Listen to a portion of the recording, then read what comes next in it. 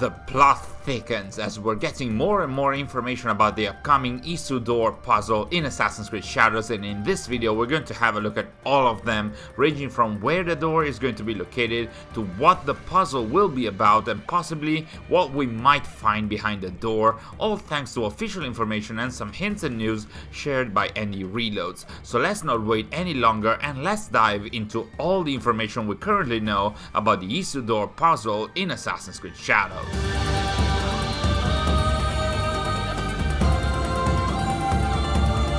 A few days ago, Ubisoft released the roadmap for the upcoming content for Shadows in fall 2025, and as we've seen, part of that was update 1.1.4 that released on October the 28th, while the second part of that roadmap included another update releasing on November the 25th, only a week after the release of the Value of Memory DLC of Assassin's Creed Mirage on November the 18th.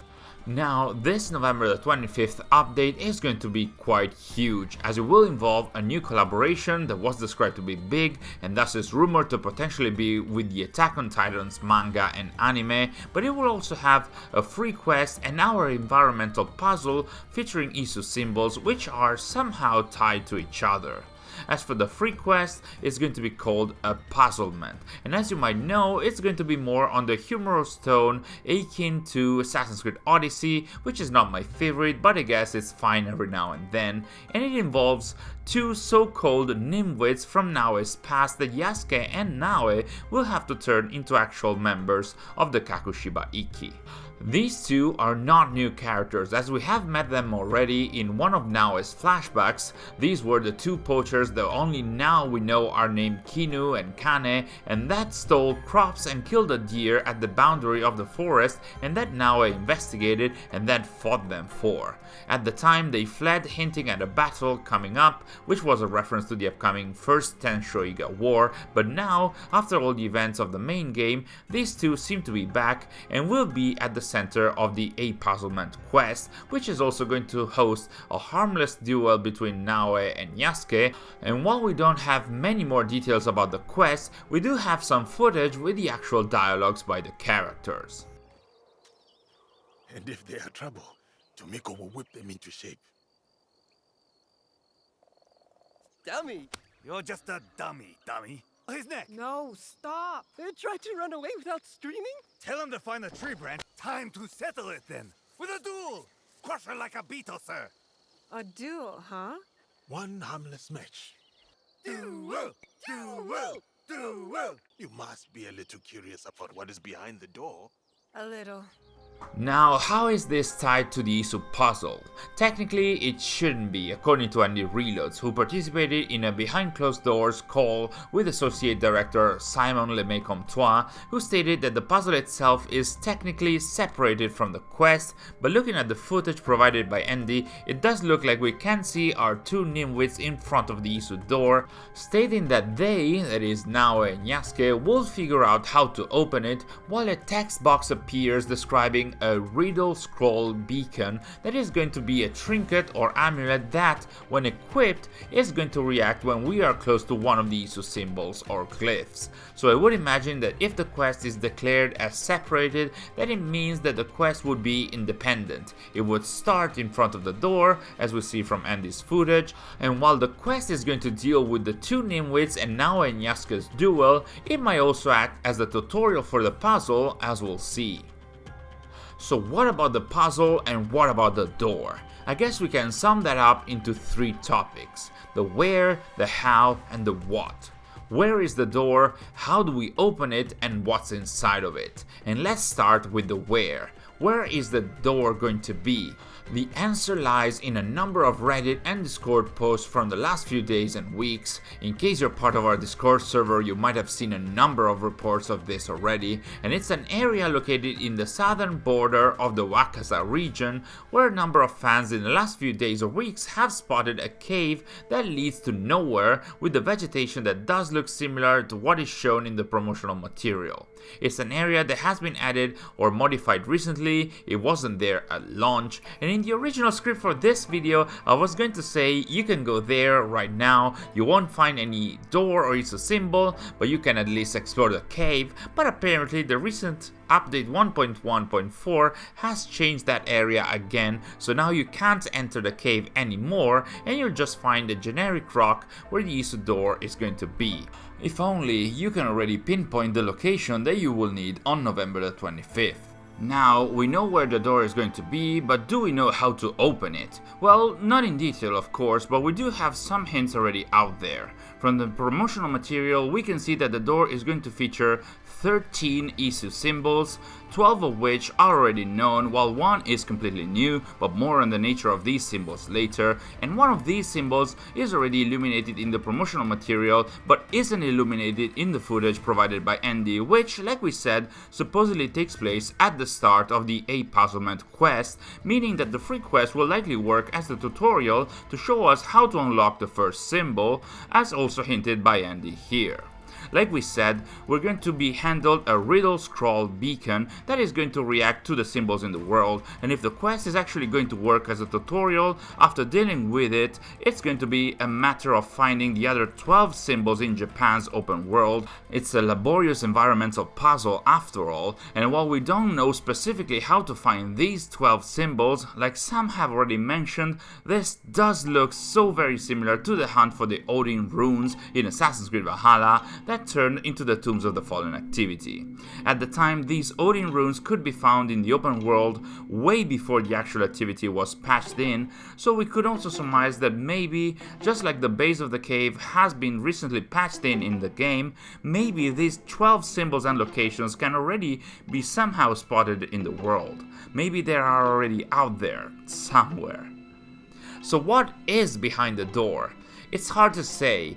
Associate Game Director Simon Lemay-Comtois stated that the puzzle may hold the answers to a number of questions that the community has asked for a while, and honestly, I hope this is not just to answer the questions about what this weird cave was meant for, and if this is about the Isu, I'm not quite sure which questions the community has asked about them in Shadows other than maybe where are the Isu in Shadows?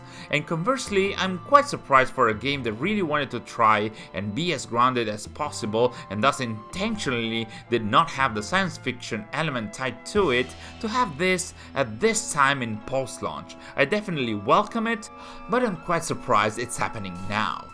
Simon mentioned that it's about questions that have been lingering for a while, and so I suppose that's tied to the narrative in Shadows, so I could think of 3 possible options. The first one is who or what Kojiro was, that is the character from the Yamato narrative arc of Shadows that appears and disappears out of nowhere multiple times and knows everything, a sort of Deus Ex Machina character that is always introduced by the key sound. A classic sound that in the Japanese kabuki theater is usually used to signal the start of the play and the end of the acts, and then in Shadows very much introduces Kojiro's entrance in every scene, much like a theater character when he enters the stage. The second option for what kind of question would be answered by this Isu cave could be why there's an actual yokai demon in the game. In this case, we're talking about the Yokai quest in Shadows, where Naoe tracks a number of characters that pretend or are believed to be monsters from the Japanese folklore, even if they aren't, only to find out at its end that a real yokai monster called Ao Andon had taken the shape of a woman named Chitose that Naoe had saved and proceeded to kill the original quest giver by quote-unquote telling them a tale. This demon is described as born from the terror of mortals. It says it has killed men for centuries and that it has ties that bind itself to the nightmares of men, and that even if it's defeated, the fear of men will always bring it back. And this concept of being alive for centuries, along with the yokai indeed disappearing at the end of its fight, is probably why my money for the Isu Door secret would be more on the yokai mystery, also considering the eerie and dark tone involving it. But honestly, it could be either an explanation about the yokai or Kojiro, or both even. Or maybe it's going to be an answer about what the Regalia are, considering that they are the MacGuffin of the main and DLC story in Shadows, and the answer might be about whether they actually are pieces of Eden, and I do hope they are not, because the game not only did mention that they aren't, but also the fresh message about Shadows is that men don't need magical or scientifically advanced objects to move nations and organizations, and also to commit terrible acts to gain power. They just need the belief by the masses that those objects are important enough to do so. The symbols are strong enough in their own to move or manipulate the masses. There's a reason why V for Vendetta is my favorite movie after all. Anyway, while I'm all about the Isu and the pseudoscience part of Assassin's Creed, and I'm definitely looking forward to this puzzle, I hope this post-launch content is not gonna overturn one of the key elements and messages about the main game. I mean, it wouldn't be the first time, but still. There is something peculiar about the Isu elements though, even now before the puzzle has even started, and it's about the Isu symbols that we have seen on the door. As you might have seen already on our social media, the symbols are not new to the franchise, like at all. As far as I know, these were introduced no less than 14 years ago in Assassin's Creed Brotherhood, and more specifically in the Da Vinci Disappearance DLC for the game that released in March 2011. In that DLC, the symbols could be found in a small Isu temple located underneath Rome, and they were part of a puzzle needed to enter the final chamber of the temple. After that, and I was today years old when I found out thanks to Nemo on our Discord server, the symbols were also used in Assassin's Creed 3 in the Grand Temple, so again they were associated with Isu architecture and tech, and lastly, possibly in their more well-known form, these symbols were also used for the Nostradamus Enigmas in Assassin's Creed Unity, which were writings left by Nostradamus across the city, which could be identified by indeed seeing these symbols, so in this case, they weren't as directly tied to the Isu, but they did illuminate through eagle vision, and they were named after deities and zodiac symbols, so I guess there's that. So we do have some vague ideas about these symbols. There's a total of 14 of them if we don't count the additional ones that were introduced in the Dead Kings DLC for Unity. They were tied to the Isu, and indeed they appeared on some of their architecture, so much so that in the past we could surmise, and it was even acknowledged by the devs, that these symbols were like one of the first ways to visually represent a sort of script or language by the Isu. The keyword there being visually represent. These aren't really letters, they aren't holding a meaning, these were part of the so-called non-descriptive symbols of the Isu script, that is basically a way to say that these were visual, cosmetic elements. They were used to show that the Isu had a script and a language of their own, but without actually having a meaning that we could understand. We actually have a very extensive article on that topic by our own Sauruses that explored all the non-descriptive Isu symbols and scripts across time. In case you're interested, you can find that in the description. But of course, the idea of only having non-descriptive Isu symbols held up until 2020 with the release of Assassin's Creed Valhalla and the introduction of the Isu language. You might have seen a video or two about it here on the channel, and in that case the symbols did correspond to letters and sounds. It was a language through and through that was created on scratch and as a puzzle to crack that took the community by storm, and was used multiple times for the following 3 years up until the release of Assassin's Creed Mirage. Good times. So it's interesting to look at this new puzzle having that in mind.